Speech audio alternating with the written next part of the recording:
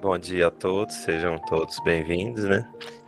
João, você pode só baixar um pouco.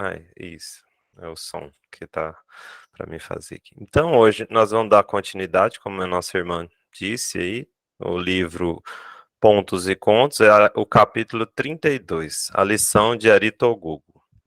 Então, esse Aritogogo era um chefe indígena na época do Brasil colônia, né? Então, eu vou começar aqui, a gente vai fazer como de habitual, né? Eu vou ler, depois a gente vai pontuando. Bom dia, Carol, seja bem-vinda aí. Vamos aqui. É, exa Examinávamos a paisagem das ambições humanas quando um amigo considerou. Esse aqui é o Humberto Campos. No plano espiritual, ele estava em reuniões, né, uma reunião, falando das ambições humanas. Vamos lá no que o Humberto Campos fala aqui com um amigo dele que considerou no plano espiritual. Que o homem atenda aos conselhos da prudência, armazenando em bom tempo, como a formiga, para os dias de necessidade e inverno forte, é compreensível e razoável. A vigilância não exclui a previdência, quando é possível amealhar com o bem. Mas explorar o quadro das misérias alheias, embebedar-se na preocupação de ganhar, escravizar-se ao dinheiro, é criar um inferno de padecimentos intraduzíveis.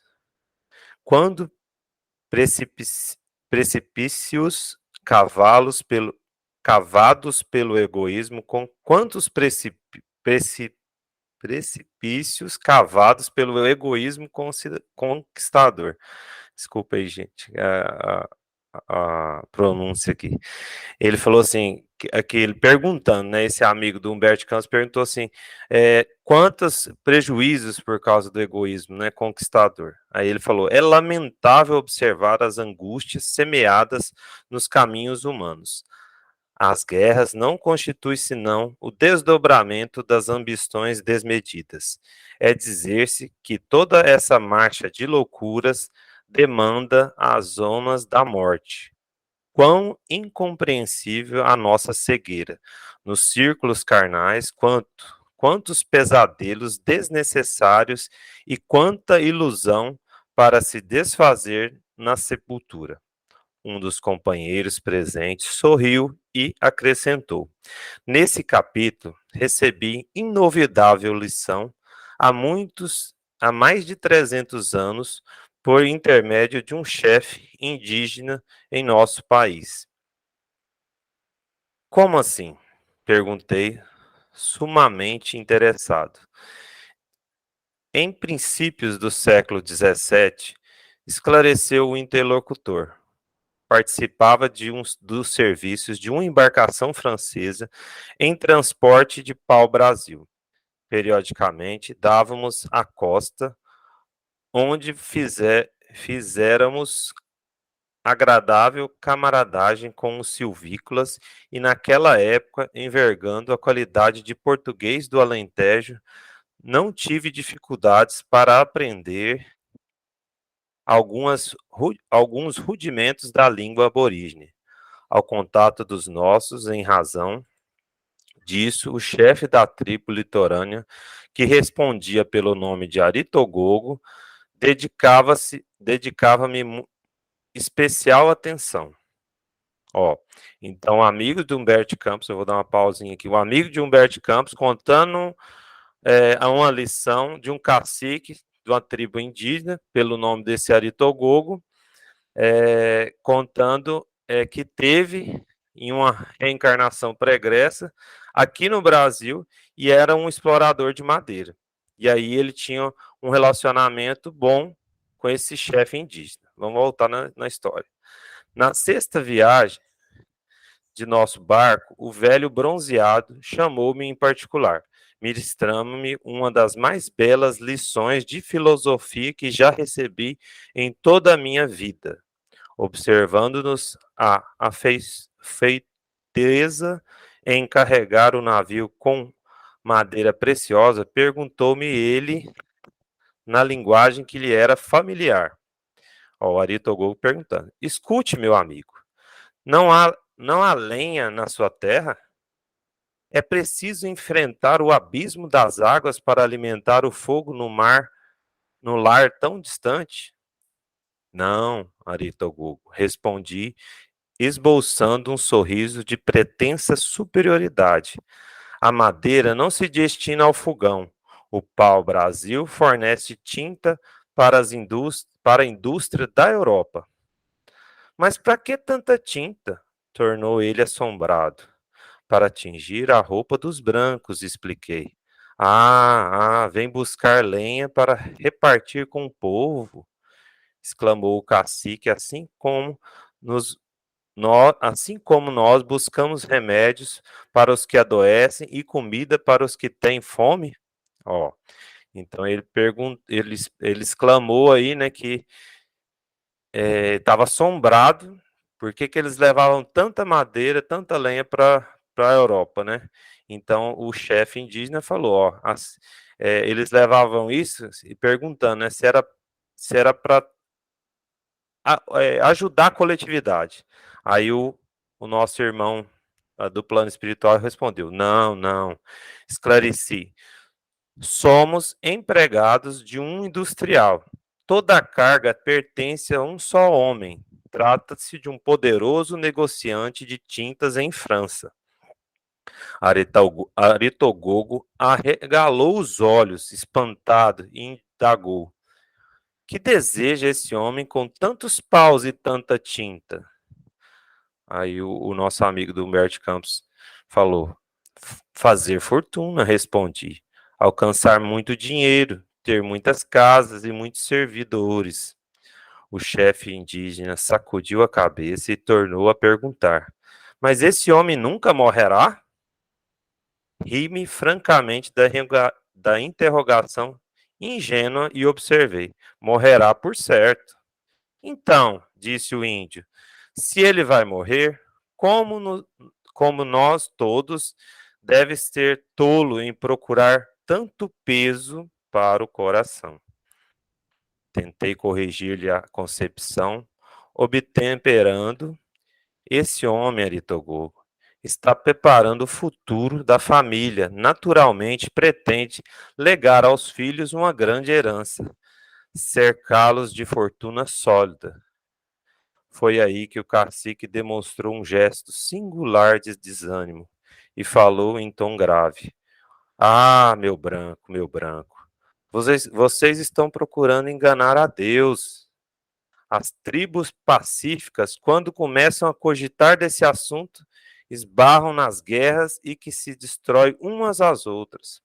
O único ser que pode legar alguma herança legítima aos nossos filhos é o dono do invisível, da terra, do céu, o sol, a chuva, o ar, o chão, as pedras, as árvores, os rios, são propriedade de Deus, que por ela nos ensina as suas leis. Retirar os nossos filhos do trabalho natural é pretender enganar o Eterno. Como podem os brancos pensar nisso? Nesse momento, porém, continuou o amigo espiritual.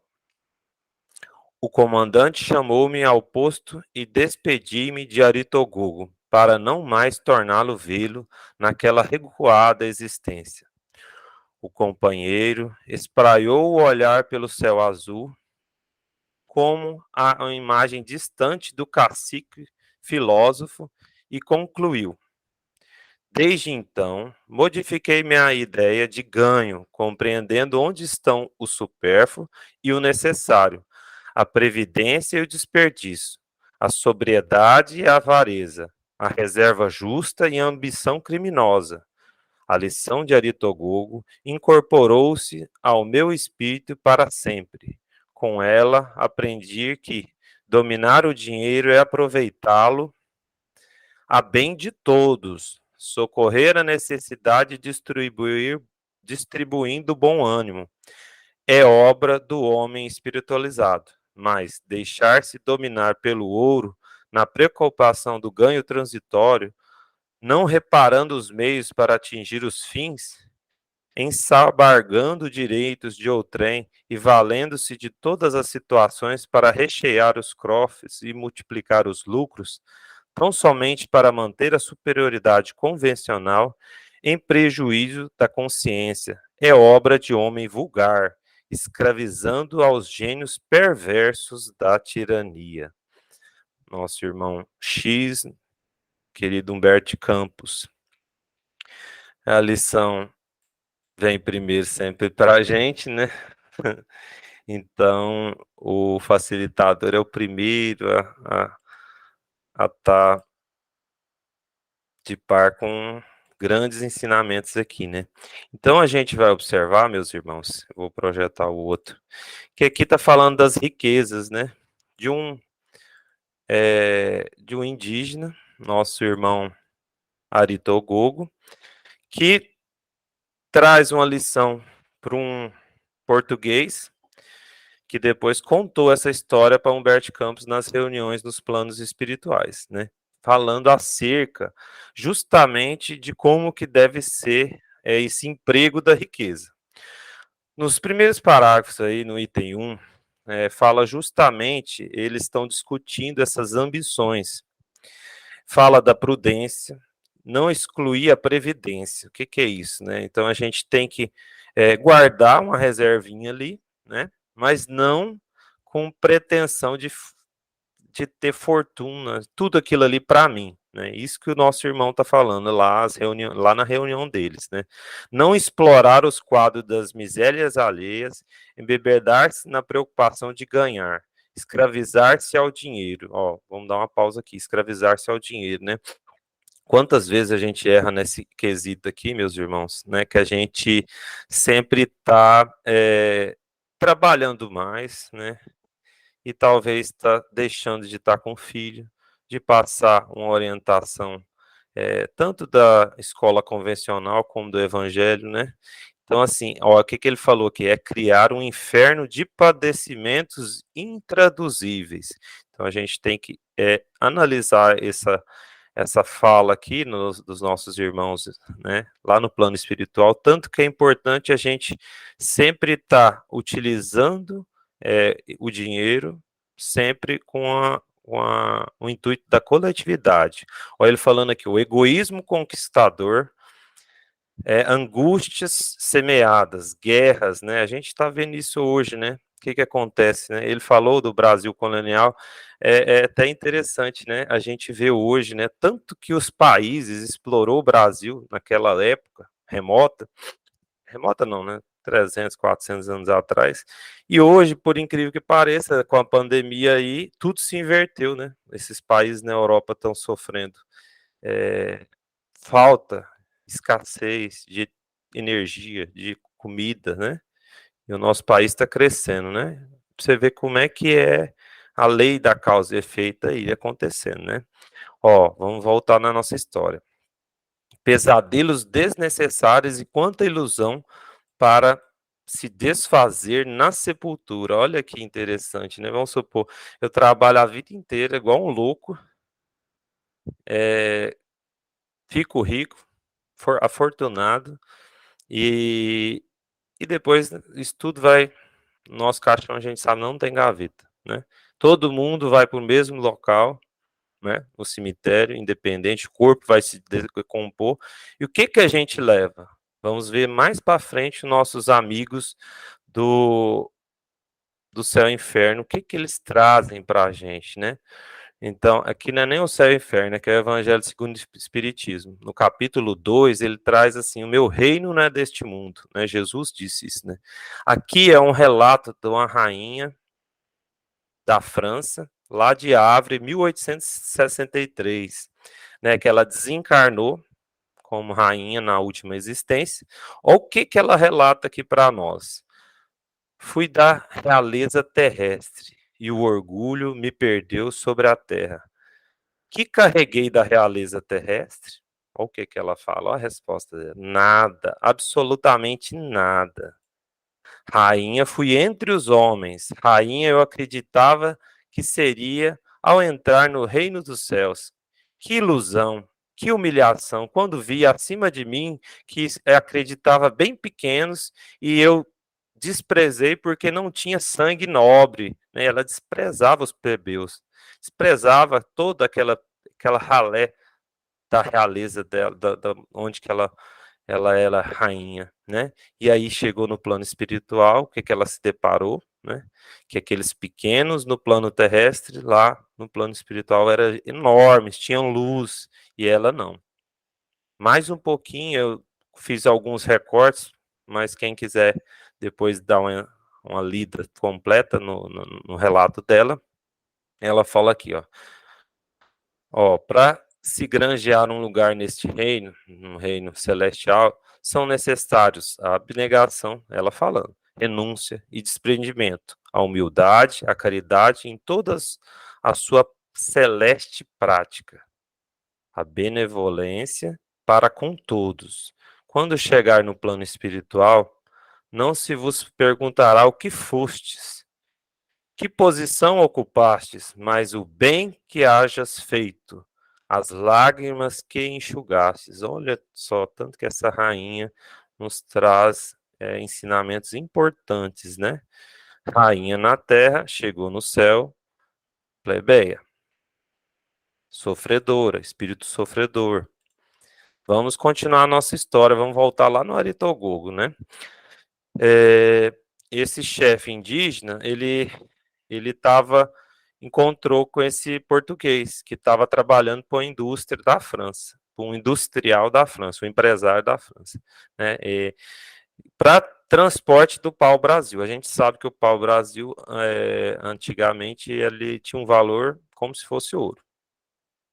Ó, dedicava-me atenção especial. O indígena dedicava a atenção especial a esse amigo do Humberto Campos do plano espiritual, né? E aí ele fala dessa importante lição que ele trouxe, que ficou gravada na sua existência, né? Que fala uma das mais belas lições que ele recebeu na vida dele, mas vamos considerar aí a vida não naquela existência, né? Na vida do ser, da individualidade desse amigo de Humberto Campos na vida imortal, né? Ele fala, ó, perigos, enfrentados pelos portugueses no transporte da madeira.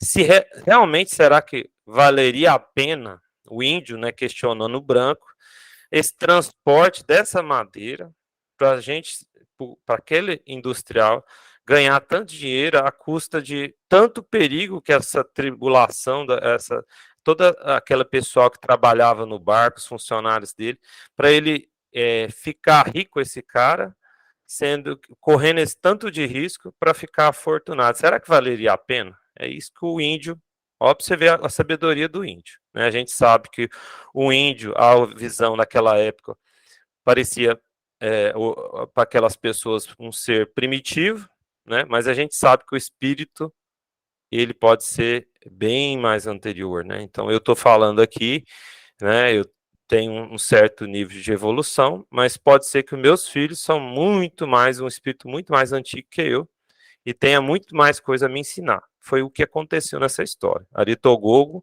era chefe indígena naquela existência, o outro era um trabalhador de um importante, um gerente ali da embarcação, né? Mas a gente vê que o espírito mais evoluído era do cacique, né? Vamos para frente. Ó, ele falou da lenha para repartir com o povo, né? Ele pensando assim, que o branco, né, o industrial, estava levando essa lenha para repartir com o pessoal lá da Europa, né? Mas ele falou assim, ainda citou, né? Como a gente sai aqui da tribo para buscar remédio e comida para as pessoas que estão passando fome, né? Então isso aí é uma coisa importante, né? Que a gente você vê numa comunidade, né, os indígenas morando tudo junto, acontece uma doença de uma determinada família ali, todos se mobilizam para ajudar a situação daquele irmão de gleba ali, daquela tribo, para que aquela criança volte a ter saúde, né? Aí a gente pensa, será que é a pessoa que vive na cidade que é o moderno, que é o evoluído, ou é a pessoa que vive na tribo indígena, né? Olha aqui, que coisa importante, né? Que algo, olha o que esse cacique traz para nós. Aí ele falou: não, esclareci, somos empregados de um industrial.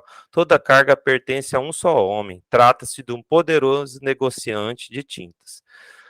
Aritogogo regala os olhos, né? Fazer fortuna, alcançar muito dinheiro, né? Ter uma casa, servidores, mas esse homem nunca morrerá. Olha a pergunta do nosso Aritogogo, né? Aí o outro riu, né? Morrerá por perto, né? Então ele falou assim: então, disse o índio, se ele vai morrer, como nós todos deve ser tolo e procurar tanto peso para o coração. Essa parte é excelente, né?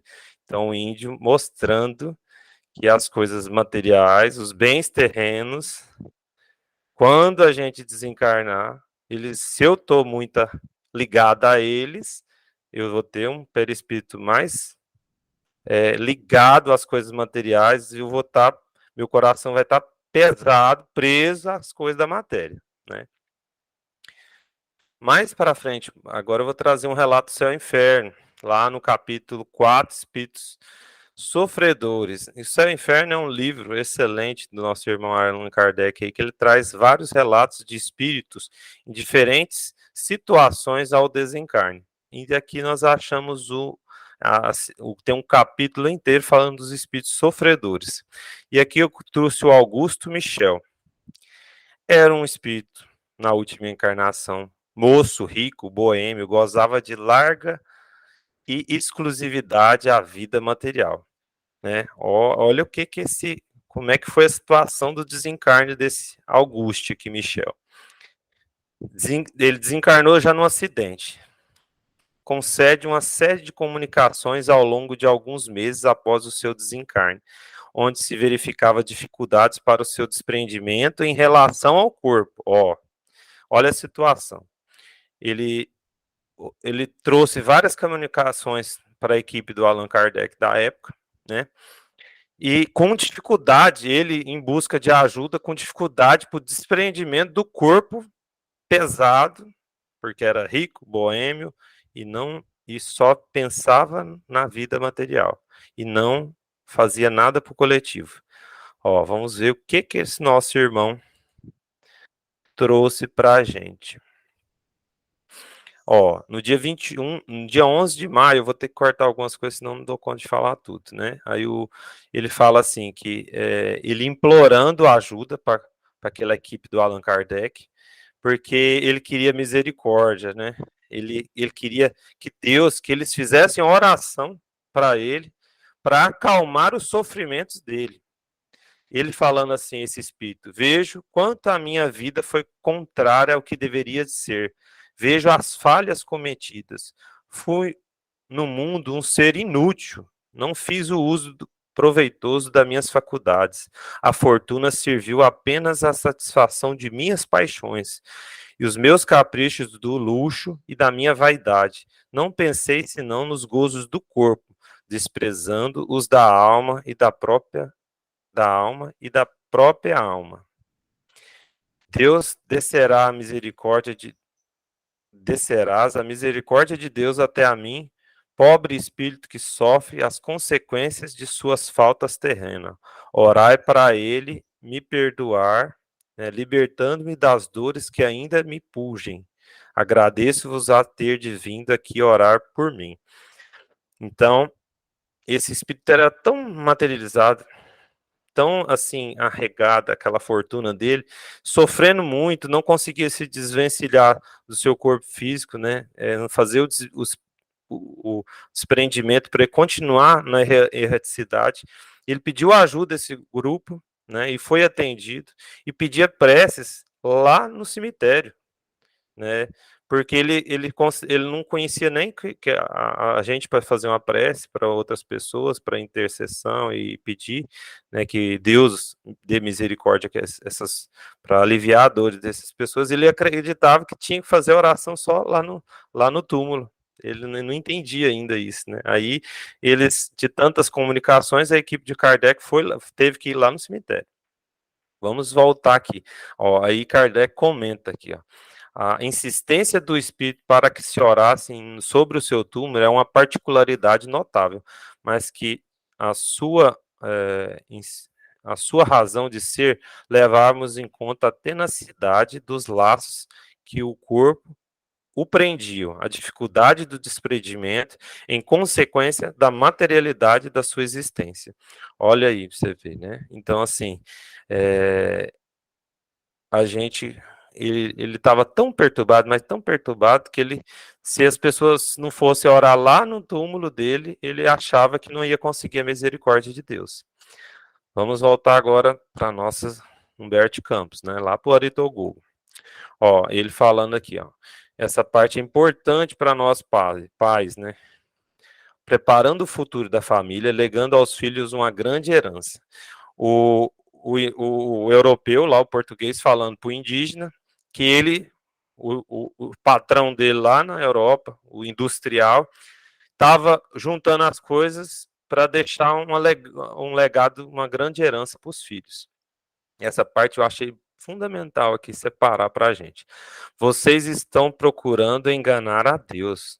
Guerras em que se destrói uns às outras, as nações se destroem por causa justamente dessas famílias, desses erros da nossa humanidade, de querer deixar as coisas para os filhos. Olha o que ele fala: o único ser que pode legar uma herança legítima aos nossos filhos é o dono do invisível, Deus, né? Deus é o do sol, da chuva e tudo. Aí ele citou aqui, né? Retirar nossos filhos do trabalho natural é pretender enganar o eterno. Como podem os brancos pensar nisso? Isso aqui eu achei interessante, né? Então, olha, a gente tem que... O que a gente tem que deixar para os nossos filhos de herança? Né? Então ele fala, ó, retirar os nossos filhos do trabalho natural é pretender enganar o eterno, enganar a Deus. Então a gente sabe que a gente tem uma lei do trabalho. Se eu tirar essa lei do trabalho do meu filho, querendo eu me matar para ele receber uma herança depois de mim, para ficar à toa, está totalmente contra as leis de Deus. Né? Então o que eu tenho que deixar? O evangelho, né? O exemplo, a vivência. Né? O cacique já tinha entendido essa lei do trabalho aqui. Ó, o comandante chamou-me ao posto e ele despediu do cacique. Aí no finalzinho aqui, o nosso irmão espiritual aí, colega do Humberto Campos, falou, né, que viu no horizonte o cacique filósofo, né, distante, foi indo embora no mar, né. E aí, o relato do nosso querido benfeitor aqui espiritual, falando assim, ó, desde então, modifiquei minha ideia de ganho, compreendendo onde estão o supérfluo e o necessário, a previdência e o desperdício, a sobriedade e a avareza, a reserva justa e a ambição criminosa. A lição de Aristóteles incorporou-se ao meu espírito para sempre. Com ela, aprendi que dominar o dinheiro e aproveitá-lo ao bem de todos. Ó, dominar o dinheiro e aproveitá-lo ao bem de todos, socorrendo as necessidades e distribuindo bom ânimo, é obra do homem espiritualizado.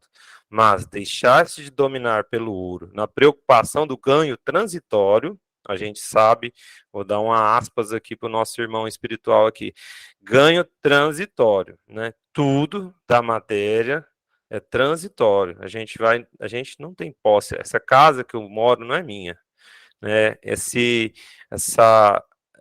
Onde eu vivo, o meu carro não é meu, é transitório. Eu tenho a posse dele até o dia que eu tiver que desencarnar. Se eu tiver que desencarnar amanhã, já não é meu. Então é ganhos transitórios. Então, se a gente estiver preocupando isso, né, tá errado. Não reparando os meios para atingir os fins, olha aí.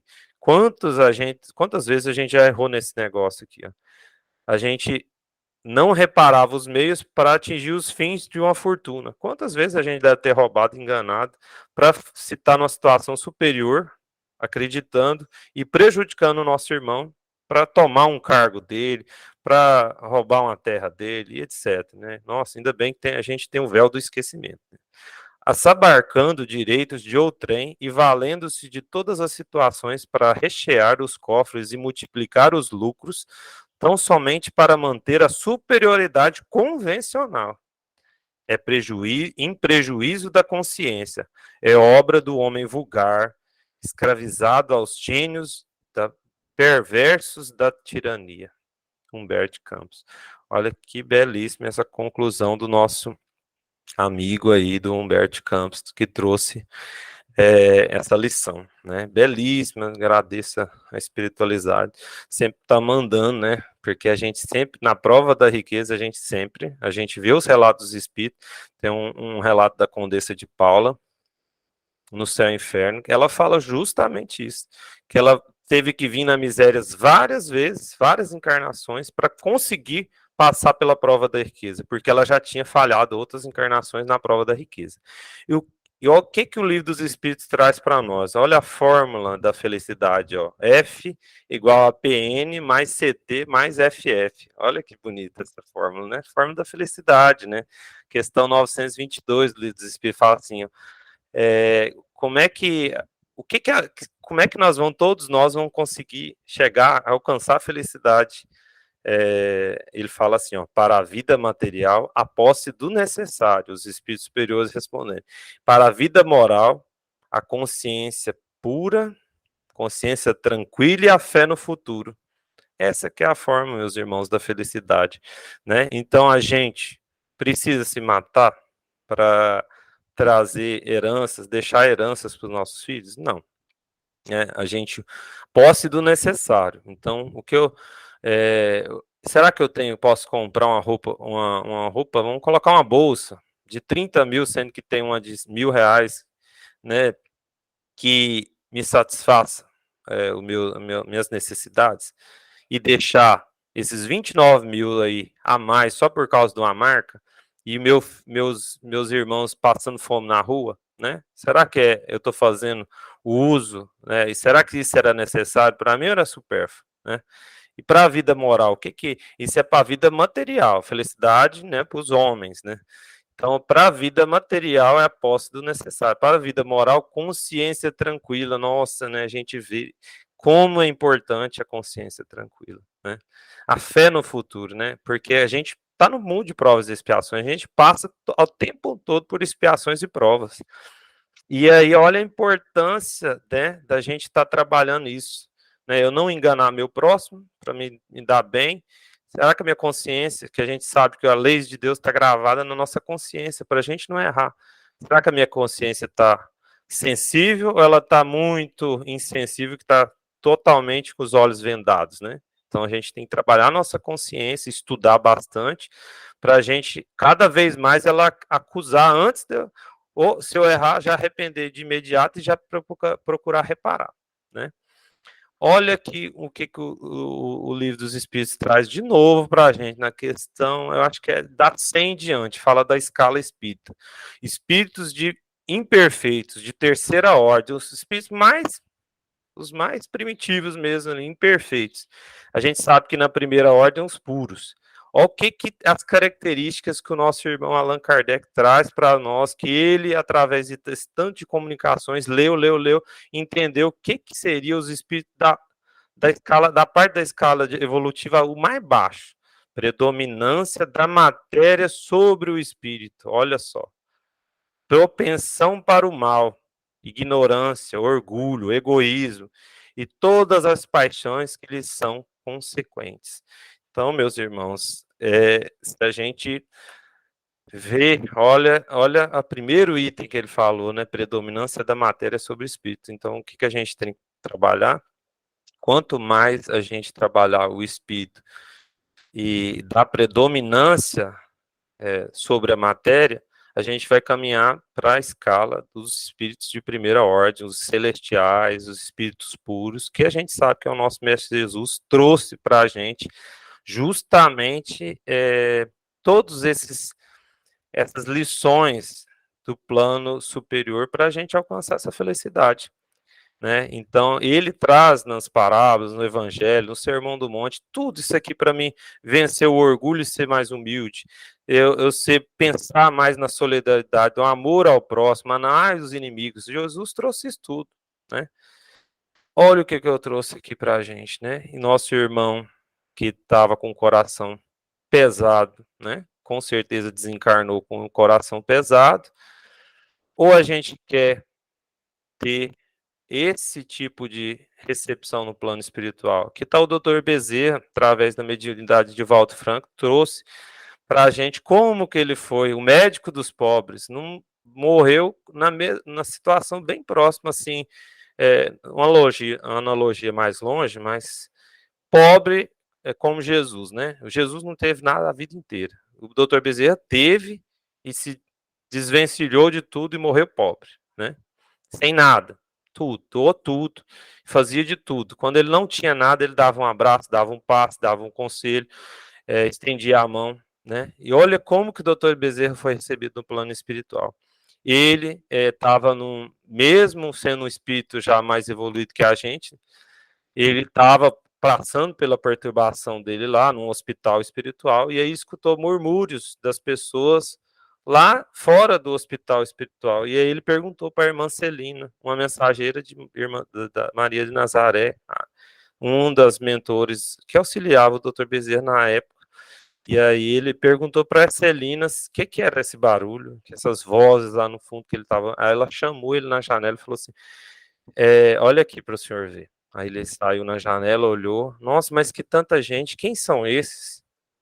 Aí ela falou assim, esses são as pessoas que você ajudou, tanto no plano físico como no espiritual, com seu suor, com a sua abnegação, com a sua humildade, com o seu desprendimento, com o seu amor ao próximo.